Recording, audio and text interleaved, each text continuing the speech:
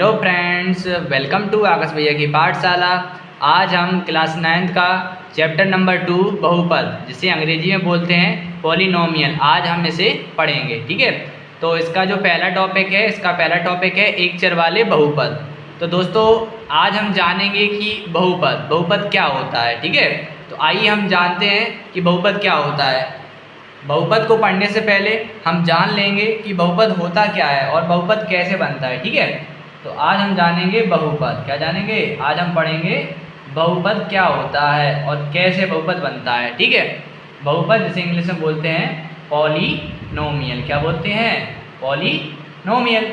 अब जो बहुपद होता है ना, बहुपद क्या होता है? बहुत सारे पदों से मिलकर बनता है। क्या होता है जो हमारा बहुपद होता है? जब बहुत सारे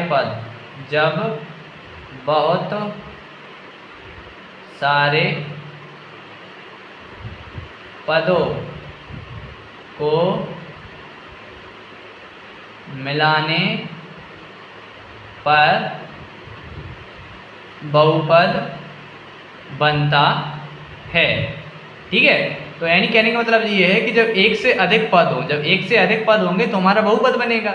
अब बात आती है पद की कि पद क्या होता है। तो मैं आपको बता दूं पद क्या होता है। पद जो होता है, पद चर और अचर राशि से मिलकर बनता है। चर और अचर राशि मिलकर पद बनाते हैं। अब चर राशि क्या होती है? जैसे मैंने ले लिया x, y, z ... तो जो हमारे x, y, z, p, q, r, s जो होते हैं ये हमारे चर होते हैं। और अचर में क्या होता है? अचर में हमारी सारी वास्तविक संख्याएं, जैसे 1, 2, √3 है, -k, 2.5 या कुछ भी, या 2/3 या √k, 4/9, यानी कुछ भी इस प्रकार की जो भी संख्या आती है ये सब होती हैं अचर, और ये क्या होते हैं? चर। यानी जब चर और अचर मिल जाता है तो पद बन जाता है। जैसे मैंने एक अचर ले लिया x और एक ले लिया 5x, तो ये क्या हो गया? 5 और x, यानी इसमें अचर भी है और चर है। जब चार अचर मिल जाते हैं तो क्या बन जाता है? पद। तो ये क्या है हमारा? ये हमारा पद है। क्या है? हमारा पद है। अब बात कर रहे हैं हम बहुपद की। किसकी कर रहे थे? बहुपद की। तो अब हम बहुपद के एग्जाम्पल लेंगे। तो बहुपद क्या होता है? बहुपद को उदाहरण के द्वारा हम समझेंगे। बहुपद के हम उदाहरण लेते हैं, तो बहुपद को उदाहरण के माध्यम समझेंगे। जैसे मैंने लिख लिया 2x² + के 3x + के y ले लिया, या प्लस के मैंने इसके साथ 5 भी ले लिया। क्या ले लिया? 5 ले लिया। तो इसमें कितने पद हो रहे हैं? 1, 2, 3, 4, यानी इसमें एक से ज़्यादा पद है। क्या है? इसमें एक से ज़्यादा पद है। ये क्या कहलाएगा? ये हमारा बहुपद कहलाएगा। क्या कहलाएगा? ये हमारा बहुपद कहलाएगा। ये क्या है हमारा? ये हमारा बहुपद है। और भी एग्जाम्पल मैं ले लूँ, जैसे मैंने ले लिया x + के y + के z और प्लस के 12 ले लिया। तो इसमें कितने पद हैं? 1, 2, 3, 4, यानी इसमें भी एक से अधिक पद हैं। ये भी क्या हो जाएगा हमारा? ये भी हमारा बहुपद हो जाएगा। ठीक है, तो आपको समझ में आ गया होगा कि बहुपद क्या होता है। जब बहुत सारे पदों को मिलाते हैं तो क्या बनता है? हमारा बहुपद बन जाता है। और बात आती है पद, जब बहुत सारे पद मिलते हैं तो पद क्या होता है? तो मैंने आपको बताया कि जो पद होता है वो चर और अचर राशि मिलकर क्या बनाते हैं? पद बनाते हैं। और जब बहुत सारे पद एक साथ मिल जाते हैं तो क्या होता है? वह हमारा बहुपद बन जाता है। क्या हो जाता है? बहुपद बन जाता है।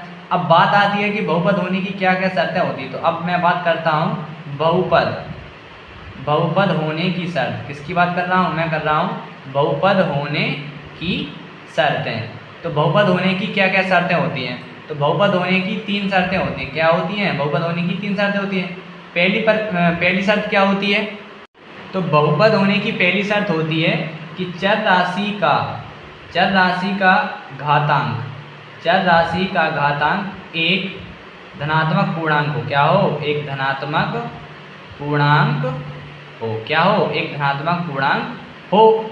जैसे मैं एक उदाहरण के लिए ले लेता हूँ। जैसे मैंने ले लिया 2x² + के 3x और प्लस के 4, तो ये मैंने एक एग्जाम्पल लिया। तो इसमें हम कैसे कहेंगे कि ये चर है?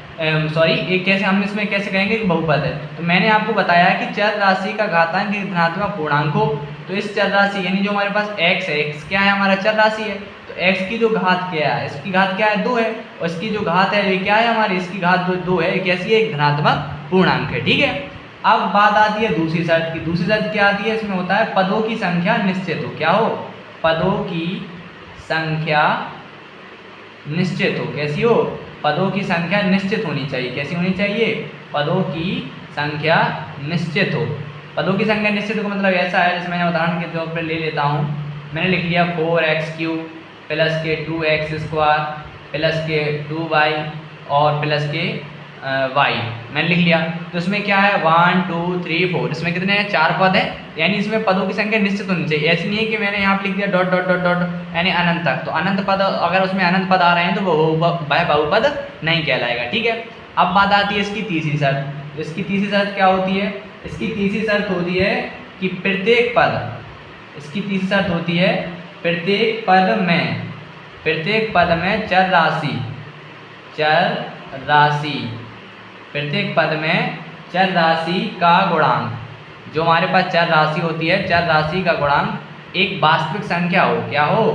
एक वास्तविक संख्या होनी चाहिए। क्या हो? एक वास्तविक संख्या हो। अब आप वास्तविक संख्या जानते होंगे, क्योंकि हमने जो पहला चैप्टर पढ़ा है संख्या पद्धति, मैंने उसमें सब कुछ बताया है कि वास्तविक संख्या क्या होती है, प्राकृत संख्या क्या होती है। तो मैं उदाहरण के लिए एग्जाम्पल ले लेता हूँ कि प्रत्येक पद का चर राशि का गुणांक होना चाहिए। तो मैंने ले लिया 7x² माइनस के 9x और प्लस के 14, क्या ले लिया? प्लस के 14 ले लिया। तो इसमें चर राशि का गुणांक, चर राशि गुणांक का मतलब क्या है कि जो x है, x के साथ क्या है 7 है, तो 7 क्या है हमारा?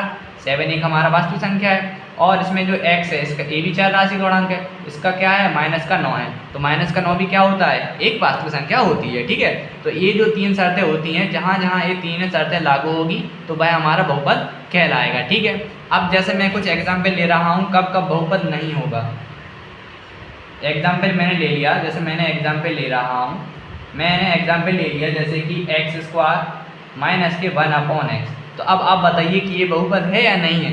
तो हम कहेंगे ये बहुपद नहीं है। कैसे नहीं है? क्योंकि जब हम इसे इस रूप में ले सकते हैं x², अब x की घात यहाँ पे प्लस में है, यदि हम इसे ऊपर पहुँचाएंगे तो किस में हो जाएगी? हो जाएगी माइनस में, यानी x की घात है माइनस के 1। और हमारी पहली कंडीशन क्या कहती है? हमारी पहली कंडीशन कहती है कि चर राशि का घातांक एक धनात्मक पूर्णांक हो, और इसकी घातांक किसमें आ रही है? इसकी घातांक ऋणात्मक आ रही है। तो हम कह देंगे यह बहुपद नहीं है, यह बहुपद नहीं है। क्या कह देंगे? हम कह देंगे कि यह बहुपद नहीं है। और भी जैसे मैंने और एग्जाम्पल ले लेता हूँ, मैं ये मेरा पहला एग्जाम्पल था, मैं दूसरा एग्जाम्पल ले लेता हूँ जैसे अंडूड के 3x² प्लस के 7x और माइनस के 1/2x² ले लिया। क्या ले लिया? 1/2x²। तो इसमें भी इसको हम किस रूप में लिखेंगे? इसको हम लिख सकते हैं अंडूड के 3x² प्लस के 7x। अब इसकी घात 2 प्लस में ऊपर जाएगी, किस में हो जाएगी? माइनस में। x की घात है माइनस के 2, अब इसकी भी घात किस में आ रही है? माइनस में आ रही है। तो ये भी क्या है? बहुपद नहीं है। हम लिख देंगे बहुपद नहीं है। क्या लिख देंगे? बहुपद नहीं है। और जैसे मान लो मैं एक और एग्जाम्पल और ले रहा हूँ, मैंने एक एग्जाम्पल ले लिया, जैसे मान लो हमारा दूसरा है पदों की संख्या निश्चित होनी चाहिए। तो दूसरे पदों की संख्या की निश्चित के लिए मैं क्या कर रहा हूँ? x की घात है 3 plus x² plus x dot dot dot dot dot x की घात, यानी डॉट डॉट डॉट डॉट आ रहा है। ठीक है, ये x नहीं है, सॉरी, ये डॉट डॉट डॉट है अनंत तक। कितने तक है? अनंत तक, यानी इसकी पदों की संख्या निश्चित। ये मैंने इसमें लिख दिया x की घात है 3 2 डॉट डॉट डॉट अनंत तक। तो यह हमारा बहुपद नहीं है। क्या लिखेंगे? हम इसमें लिखेंगे यह बहुपद नहीं है। अब बहुपद क्यों नहीं है? क्योंकि मैंने आपको बताया कि हमारे बहुपद होने की शर्त कहती है कि पदों की संख्या निश्चित हो, यानी पदों की संख्या निश्चित होनी चाहिए कि हम उसे गिन सकें। ठीक है, तो इसमें हम पदों की संख्या नहीं गिन सकते क्योंकि इसमें अनंत तक कहा गया है। ठीक है, अब मैं तीसरी कंडीशन के आधार पर एक उदाहरण ले देता हूँ। तीसरी कंडीशन के आधार पर मैं उदाहरण ले रहा हूँ। तो मैंने इसमें कहा है कि प्रत्येक पद में चर राशि गुणांक की वास्तविक संख्या हो। यदि मैंने लिख दिया अंडूड के 2i, क्या लिख दिया? अंडूड के 2i, अंडूड के अंदर 2i है और यहाँ है x² प्लस के 4y प्लस के 5 है। यदि ऐसे इस प्रकार आए तो इसमें क्या हो रहा है? इसमें i आ रहा है। क्या आ रहा है? इसमें i आ रहा है अंडूड के 2i। तो अंडूड के 2i क्या होता है? अंडूड के 2i एक काल्पनिक संख्या होती है। क्या होती है? काल्पनिक संख्या होती है, ये हमारी वास्तविक संख्या नहीं है। तो हम इसमें कह देंगे यह बहुपद नहीं है। क्या कह देंगे? यह बहुपद नहीं है। इसमें क्या कह देंगे? हम इसमें कह देंगे यह हमारा बहुपद नहीं है। ठीक है, तो आपको इतना समझ में आ गया होगा कि बहुपद क्या होता है, बहुपद किससे बनता है और बहुपद होने की कौन कौन सी शर्तें हैं और बहुपद कब कब नहीं होगा। ठीक है, अब क्या है, अब हम इसके आगे जान लेते हैं कि बहुपद कितने प्रकार के होते हैं। ठीक है, अब हम जान लेते हैं बहुपद के प्रकार। क्या जान लेते हैं? बहुपद के प्रकार। तो देखिए कि बहुपद जो होता है ना, बहुपद बेसिकली 2 प्रकार का होता है। क्या होता है? बहुपद जो होता है, बहुपद बेसिकली 2 प्रकार का होता है। कितने प्रकार का होता है? 2 प्रकार का। दो प्रकार का कौन कौन सा होता है? पहला तो होता है पद के आधार पर। क्या होता है? पहला होता है पद के आधार पर। पद के आधार पर बहुपद होता है, ठीक है, कि एक पदीय है, द्विपदीय है। और एक होता है घात के आधार पर। क्या होता है? एक होता है घात के आधार पर बहुपद, ठीक है। तो इन्हें हम जानते हैं, ठीक है। तो हम इन्हें जानते हैं क्रम से। तो जो पहला होता है पद के आधार पर, क्या होता है? पद के आधार पर। तो पद के आधार पर मैं आपको बताऊं तो पद के आधार पर पहला होता है एक पदीय बहुपद। क्या होता है? पहला होता है एक पदीय बहुपद। पहला होता है एक पदीय बहुपद। तो मैंने कहा एक पदीय बहुपद। तो जो एक पदीय बहुपद होता है, एक पदीय बहुपद को मैं आपको उदाहरण के तौर पर समझाऊं कैसे होता है। उदाहरण के लिए, एक पदीय बहुपद वह बहुपद होता है जिसमें केवल एक पद हो। क्या हो? जिसमें केवल एक पद हो। यानी मैंने इसमें लिख दिया 5x। क्या लिख दिया? मैंने 5x लिख दिया, कॉमा तो हमारे एक पदीय हो गया। और मैंने यदि लिख दिया 7x3, मैंने लिख दिया 7x3, तो ये भी हमारा क्या एक पदीय है। और यदि मैंने लिख दिया 2x² y और z3, तो अब आप बताइए कितना पदीय है? तो ये भी हमारा एक पदीय ही है। आप ये मत सोचना कि 1 2 3 4 पदीय हो जाए, नहीं नहीं। इसमें क्या है, ये जो हमारा 2 है इसके साथ जो गुणा में लिखा है, पूरा पद क्या है? गुणा के रूप में। और जब पूरे गुणा के रूप में रहता है तो इसे एक ही पद माना जाता है। क्या माना जाता है? एक पद। क्या माना जाता है? एक पद, ठीक है। तो हमने इसे क्या है, इसे हमने उदाहरण के तौर पर समझ लिया कि एक पदीय कौन सा था। और जो एक पदीय बहुपद होता है इसे इंग्लिश में बोलते हैं मोनोमियल। क्या बोलते हैं? मोनोमियल। Monomial polynomial. क्या बोलते हैं? मोनोमियल पॉलिनोमियल, ठीक है। और क्या है हमारा दूसरा? क्या होता है? दूसरा होता है हमारा द्विपदीय बहुपद। क्या होता है? दूसरा होता है हमारा द्विपदीय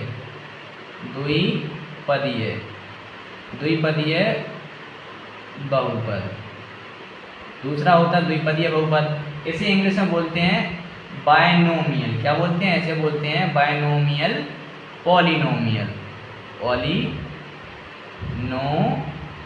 ठीक है। तो इसे हम उदाहरण से समझते हैं कि कौन कौन से होते हैं। तो द्विपदीय बहुपद वह बहुपद होता है जिसमें दो पद हो। क्या हो? जिसमें दो पद हो वह द्विपदीय बहुपद होता है। उदाहरण के तौर पर मैं समझा दूं, जैसे x + के y, तो ये क्या है? 1 2, तो क्या होगा? द्विपदीय है। और मैं लिख दिया 2x² + के 4, तो ये भी क्या है हमारा? ये भी द्विपदीय है। और मैंने लिख दिया, जैसे कि मैं आपको और बताऊं तो मैंने लिख दिया 4x³ और -k x², तो ये जो हमारा है ये भी हमारा द्विपदीय है, क्योंकि इसमें 1 2, इसमें भी कितने हो रहे हैं? दो पद हो रहे हैं, ठीक है। अब बात आती है तीसरा। जो तीसरा होता है हमारा त्रिपदीय बहुपद। क्या होता है?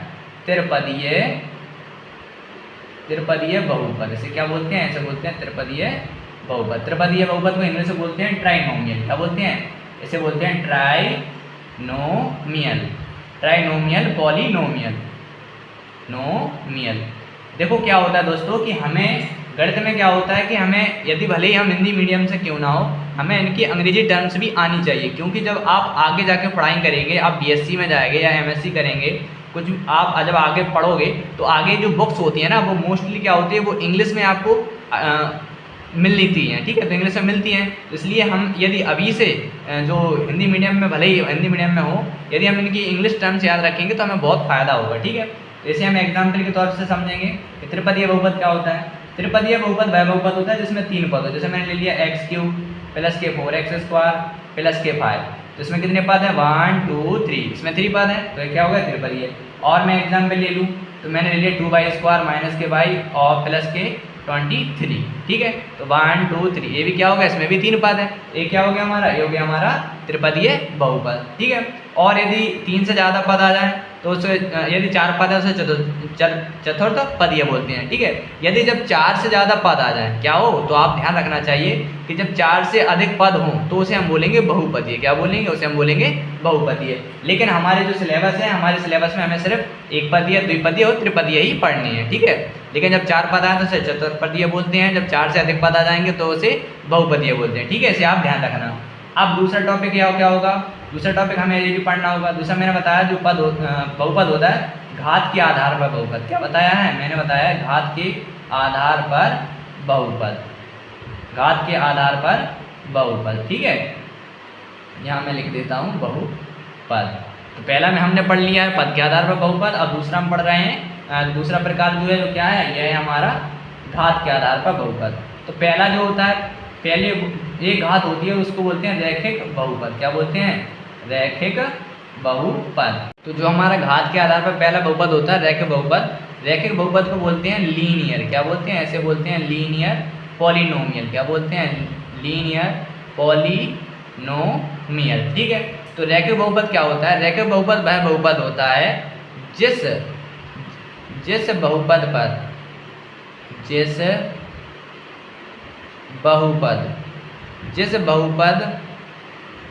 बहुपद में घात एक हो। क्या हो? जिस बहुपद में घात एक हो उसे रैखिक बहुपद कहते हैं। क्या कहते हैं? उसे रैखिक बहुपद कहते हैं। देखो क्या होता है, इसे हम उदाहरण से समझेंगे। उदाहरण से मैं आपको समझाऊं तो रैखिक बहुपद वह बहुपद होता है जिसकी घात एक हो। एग्जाम्पल जैसे मैंने ले लिया 2x + k4। क्या ले लिया? 2x + k4। तो इसमें जो हमारा x चर जो x है हमारा, यानी x चर इसका चर राशि है, इस पर x पर क्या है? इस पर x पर एक घात है। क्या है? इस पर एक घात है। ये हमारा हो गया रैखिक बहुपद। और मैं एग्जाम्पल ले लूँ, जैसे मैंने ले लिया 7y और -k8 ले लिया। क्या ले लिया? 7y - k8 ले लिया। इसमें क्या है? इसमें y पर एक घात है। क्या है? इसमें y पर एक घात है, तो इसमें a भी क्या हो जाएगा? हमारा रैखिक बहुपद। ठीक है। तो जो हमारा रैखिक बहुपद हो जाएगा। और यदि जैसे मैंने लिख दिया ax + kb। क्या लिख दिया? ax + kb। ये भी क्या है हमारा? ये भी हमारा रैखिक बहुपद है। और जो ax + kb लिखते हैं ये हमारा रैखिक बहुपद का व्यापक रूप होता है। क्या होता है? व्यापक रूप। यानी रैखिक बहुपद को हम इससे प्रदर्शित भी करते हैं। क्या करते हैं? ax + kb बराबर ax + kb अगर हम लिख देते हैं तो इसे हम बोल देते हैं ये हमारा रैखिक बहुपद का व्यापक रूप है। ठीक है। अब बात आती है घात के आधार पर बहुपद दूसरा। अब दूसरा क्या होता है? दूसरा होता है द्विघातीय बहुपद। क्या होता है? द्विघातीय बहुपद। हम किसकी बात कर रहे हैं? द्विघातीय बहुपद की बात कर रहे हैं। किसकी कर रहे हैं? द्विघातीय बहुपद।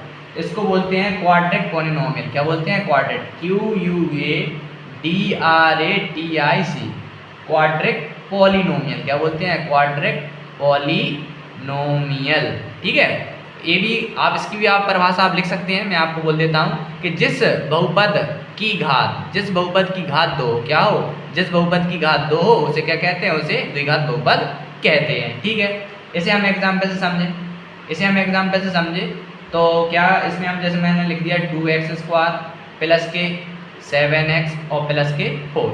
तो इसमें क्या है? इसमें जो हमारा चर राशि है x, इसमें कितनी घात है? अधिकतम। इसमें अधिकतम 2 घात है। तो इसमें जो क्या हो जाएगा? ये हमारा द्विघातीय बहुपद हो जाएगा। और मैं जैसे एग्जाम्पल ले लूँ तो मैंने ले लिया x² + k9 और -k2x ले लिया। ये भी क्या है हमारा? ये भी हमारा द्विघातीय बहुपद है क्योंकि इसमें x की घात कितनी है? इसमें x की घात 2 है। और मैं ले लूँ इसमें ले लिया z² + ky और +k9। ठीक है। तो इसमें z की घात कितनी है? इसमें भी z की पावर 2 है। तो ये भी क्या हो जाएगा? हमारा द्विघातीय बहुपद हो जाएगा। ठीक है। तो आप क्लियर हो गया होगा। अब बात आती है तीसरा घात के आधार बहुपद क्या होते हैं? तीसरा होता है त्रिघातीय बहुपद। क्या होता है? त्रिघातीय बहुपद। क्या होता है? त्रिघातीय बहुपद। अब त्रिघातीय बहुपद को बोलते हैं क्यूबिक पॉलिनोमियल। क्या बोलते हैं? Cubic polynomial. ठीक है। अब इसकी भी परिभाषा आप खुद लिख सकते हैं कि जिस बहुपद की घात 3 हो। क्या हो? जिस बहुपद की घात 3 हो वह त्रिघातीय बहुपद कहलाता है। ठीक है। तो एग्जाम्पल इसमें मैं ले लेता हूँ। एग्जाम्पल मैंने ले लिया, जैसे मैंने एग्जाम्पल ले लिया y³ + k2 y² - ky और +k3।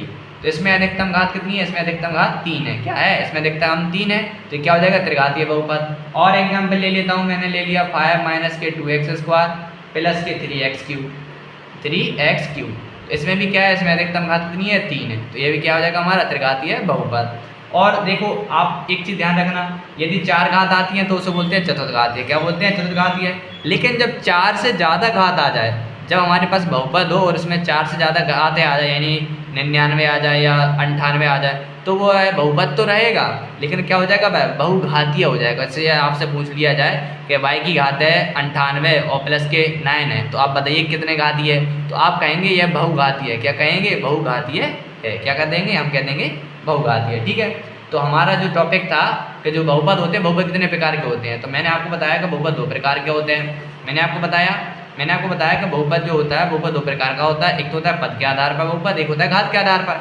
अब हमने क्या किया, हमने दोनों पढ़ लिया। हमने पद के आधार पर आपको बता दिया कि आधार पर पद के आधार पर बहुपद कौन कौन से होते हैं, एक पदीय बहुपद, द्विपदीय बहुपद और त्रिपदीय बहुपद। और घात के आधार पर भी हमने बहुपद पढ़ा, रैखिक बहुपद होता है, द्विघातीय बहुपद होता है और त्रिघातीय बहुपद होता है। ठीक है, इनके हमने इंग्लिश टर्म्स ही जान लिए। ठीक है, अब इसके बाद क्या करेंगे, अब इसके बाद जो हमारा पहला टॉपिक है क्या है, हमारा जो पहले बुक है, बुक में पहला टॉपिक दिया गया है कि एक चर वाले बहुपद। तो जो हमारी बुक है, हमारी बुक में पहला टॉपिक दिया गया है एक चर वाले बहुपद। ठीक है, तो आइए हम जानते हैं कि एक चर वाले बहुपद क्या होते हैं। हम जान लेते हैं कि एक चर वाले बहुपद, एक चर वाले बहुपद। ठीक है, हम जानते हैं कि एक चर वाले बहुपद क्या होता है। तो एक चर वाले बहुपद वह बहुपद होते हैं जिसमें एक सा चर हो। यानी एग्जाम्पल से मैं आपको बताऊं तो मैंने लिख दिया 2x² प्लस kx और प्लस के, ये मैंने लिख दिया 4।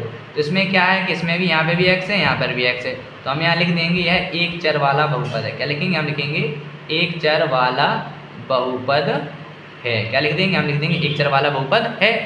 अब जैसे मैंने एक दूसरा उदाहरण ले लिया, मैंने लिख लिया 2x² प्लस के y और प्लस के z। अब बताइए कि एक चर वाला बहुपद है या नहीं है, तो हम कहेंगे कि यह एक चर वाला बहुपद नहीं है, एक चर वाला बहुपद नहीं है। क्या है, एक चर वाला बहुपद नहीं है। क्यों नहीं है, क्योंकि इसमें यहाँ पर x है, यहाँ पर z है, सॉरी यहाँ पर x है, यहाँ पर y है, यहाँ पे z है। ठीक है, इतना आप समझ गए। तो मेरा उद्देश्य ये था कि आपको जो बहुपद होता है, बहुपद की बेसिक नॉलेज आपको पता चल जाए। अब इसके बाद क्या करते हैं, अब हम इसके बाद क्या करते हैं, अपना जो दूसरा पार्ट है, दूसरे पार्ट की जो पहली अभ्यास है हमारी, इसके बाद आप क्या करते हैं, हम पहली अभ्यास अपनी प्रारंभ करते हैं। ठीक है, तो हमारी प्रश्नावली 2.1 में क्या है, प्रश्न मैंने लिख लिया है। पहला प्रश्न है हमारा, निम्नलिखित व्यंजकों में कौन कौन एक चर में बहुपद है और कौन कौन नहीं है, कारण के साथ अपने उत्तर की जांच कीजिए। ठीक है, उत्तर दीजिए। पहला है हमारा 4x² माइनस के 3x प्लस के 7 और दूसरा है हमारा y² प्लस अंडूर के 2। ठीक है, तो मैंने प्रश्न लिख लिया है। तो पहला सवाल क्या है, इसमें कहा गया है कि एक चर वाला बहुपद है या नहीं है, यानी पूरा जो बहुपद है हमारे पास उसमें एक चर ही है या उसमें कई अचर हैं, तो हमें बताना है। तो हमारा जो पहला वाला सवाल है, हम यहाँ लिखेंगे सॉल्व।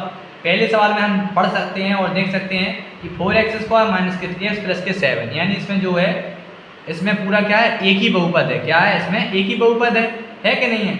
इसमें भी x है, यहाँ पर भी x है, तो हम यहाँ पर लिख देंगे यह है एक चर वाला बहुपद है, यह एक चर वाला बहुपद है, यह एक चर वाला बहुपद है।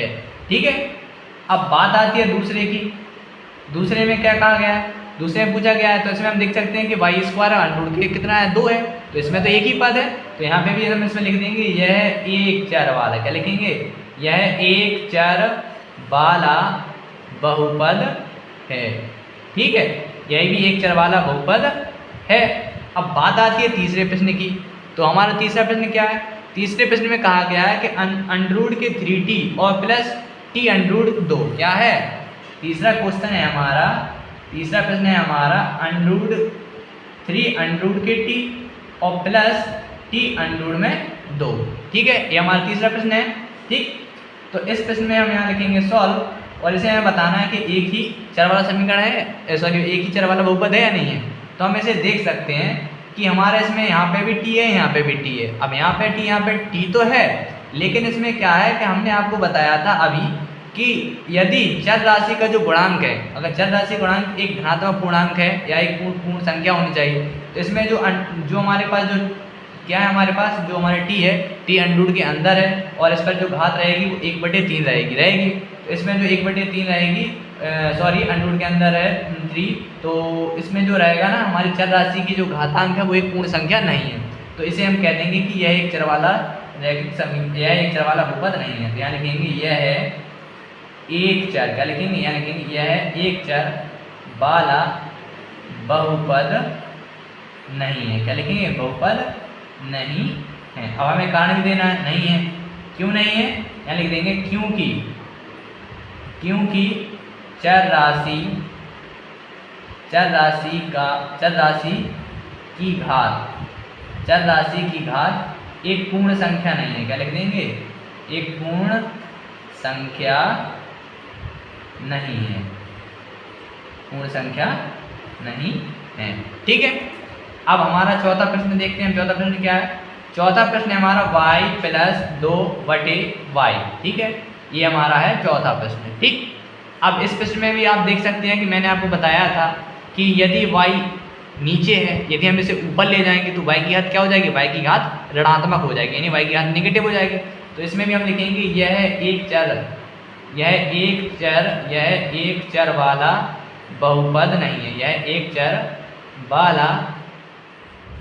तो इसे हमें क्या लिखना है? इसे चौथे में हमें लिखना है यह एक चर वाला बहुपद। क्या लिखेंगे?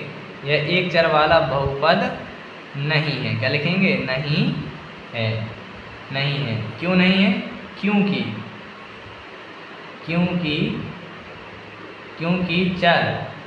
क्योंकि चर राशि का घातांक धनात्मक, चर राशि का घातांक धनात्मक नहीं है। कैसा नहीं है? चर राशि का घातांक धनात्मक नहीं है।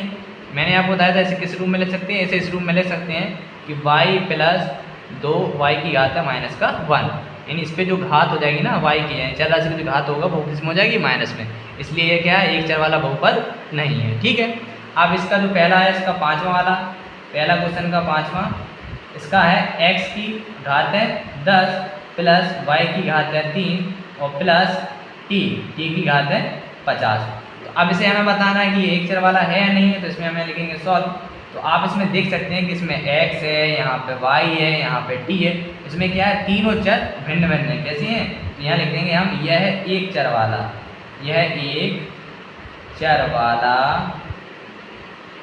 वाला बहुपद नहीं है, बहुपद नहीं है। क्योंकि तीनों चर भिन्न है, क्योंकि तीनों चर भिन्न हैं। कैसे हैं? भिन्न हैं, यानी अलग अलग, डिफरेंट है। ठीक है, तो पहला हो गया। तो हमारी जो प्रश्नावली 2.1 है, इसका जो पहला सवाल था ये तो हमने कर लिया। ठीक है, अब इसका देखते हैं हम दूसरा प्रश्न। क्या देखते हैं? दूसरा प्रश्न भी बहुत ही सरल है। अब दूसरे प्रश्न में क्या कहा गया है? दूसरे प्रश्न में कहा गया है कि निम्नलिखित में से प्रत्येक में x² का गुणांक लिखिए। तो हमें इसमें क्या करना है? हमें इसका x² का गुणांक देखना है। ठीक है, आइए हम इसको लगाते हैं। तो दूसरे प्रश्न का पहला प्रश्न हमने लिख लिया है। क्या है? 2 + x² और प्लस में x है। ठीक है, इसमें हमें क्या करना है? इसमें हमें x² का गुणांक देखना है। तो हम इसे गौर से देखें x², यदि x² के साथ कोई संख्या नहीं है तो इसके साथ हम 1 मान लेते हैं। क्या मान लेते हैं? 1। तो यहाँ पे हम लिख देंगे x² का गुणांक। क्या लिखेंगे? यहाँ लिखेंगे हम x² का गुणांक बराबर 1। कितना आ गया? 1। तो लिख देंगे हम आंसर। अब आप कहें कि मैंने इसका गुणांक कैसे लिख दिया? तो जस्ट एग्जाम्पल के तौर पे आप समझिए कि हम गुणांक किसे बोलते हैं। तो मैंने अब आपको बताया था कि यदि मैंने लिख दिया 2x² + के 4x और माइनस के 5 लिख दिया, तो इसमें क्या होता है कि इसमें जो चर राशि होती है, क्या होती है? एक होती है चर राशि, होती है अचर राशि। तो चर राशि के साथ जो अचर राशि लिखी रहती है, यही हमारा गुणांक होता है। क्या होता है? यही हमारा गुणांक होता है। जिसमें इसमें x² का गुणांक कितना है? इसमें x² का गुणांक होगा 2 और इसमें x का गुणांक कितना होगा? इसमें x का गुणांक होगा 4। क्या हो जाएगा? 4।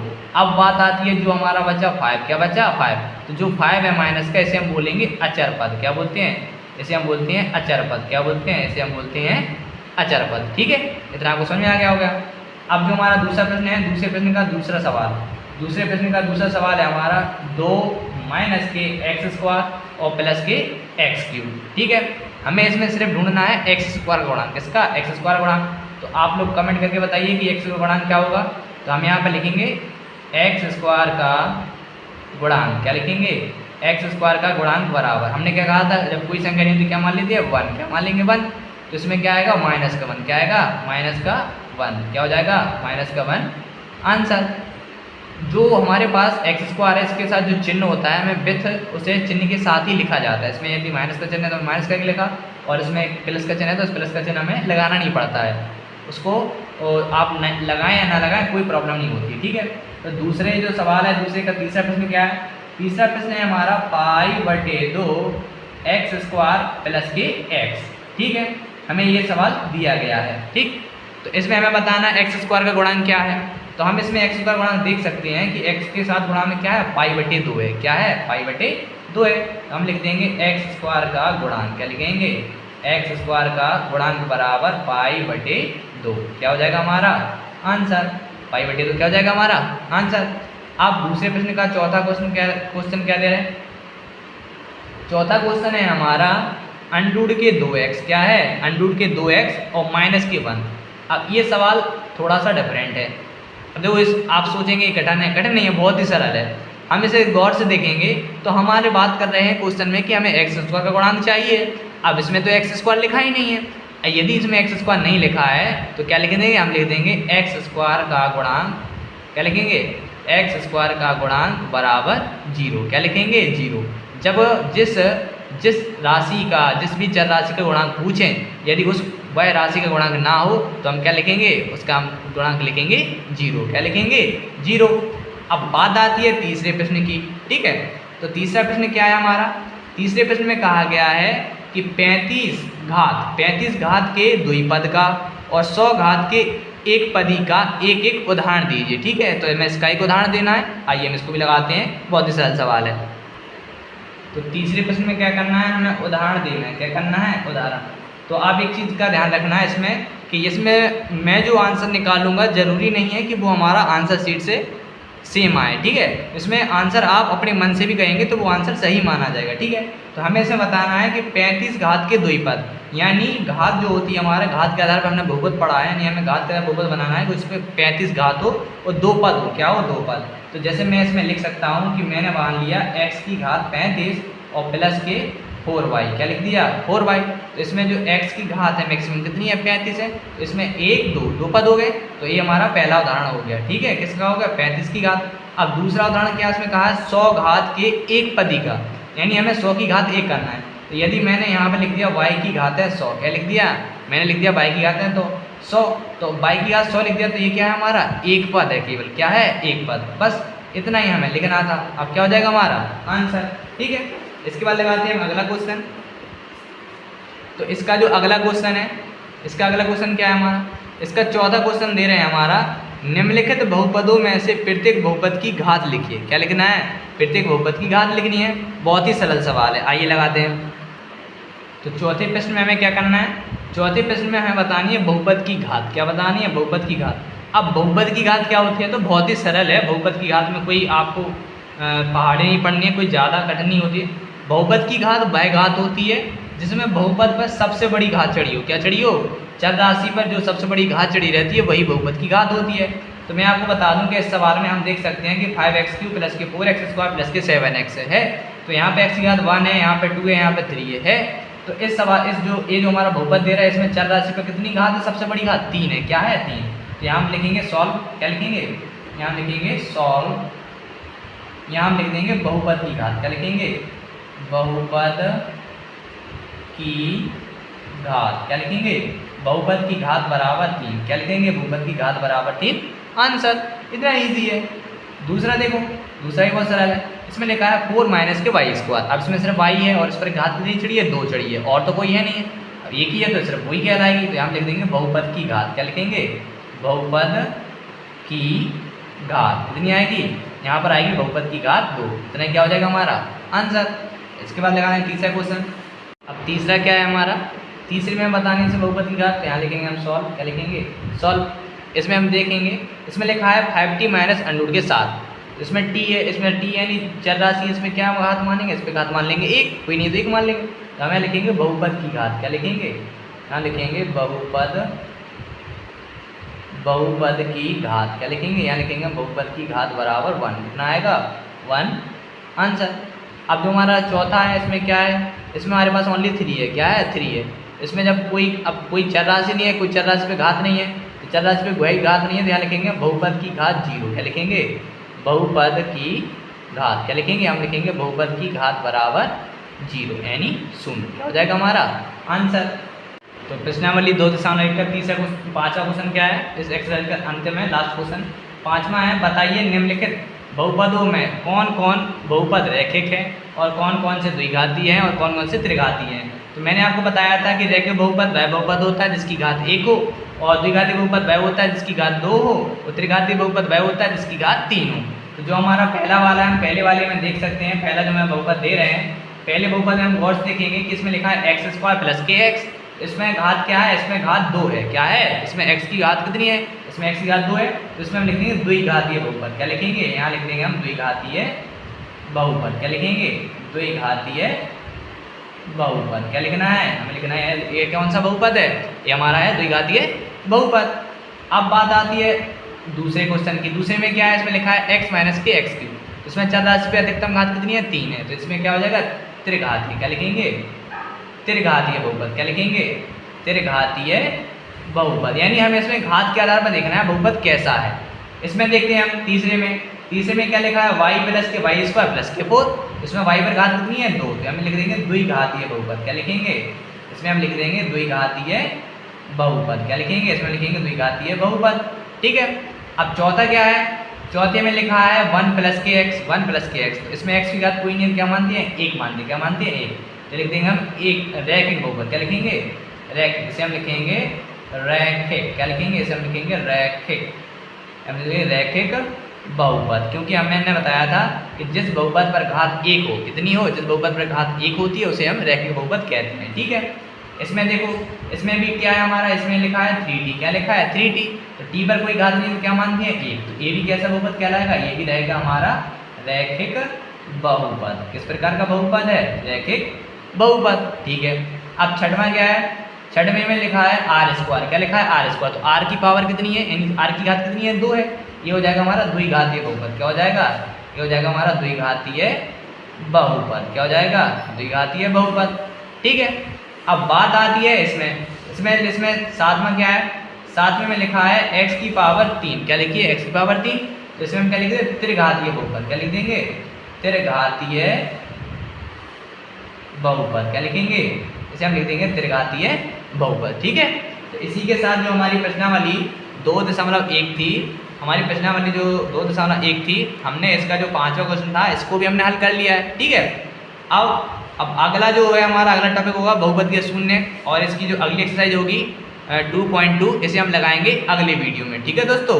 तो यदि आप चैनल पर नए आए हों तो चैनल को आप सब्सक्राइब कीजिए, और जितना हो सके ज़्यादा से ज़्यादा वीडियो को दोस्तों के साथ शेयर कीजिए।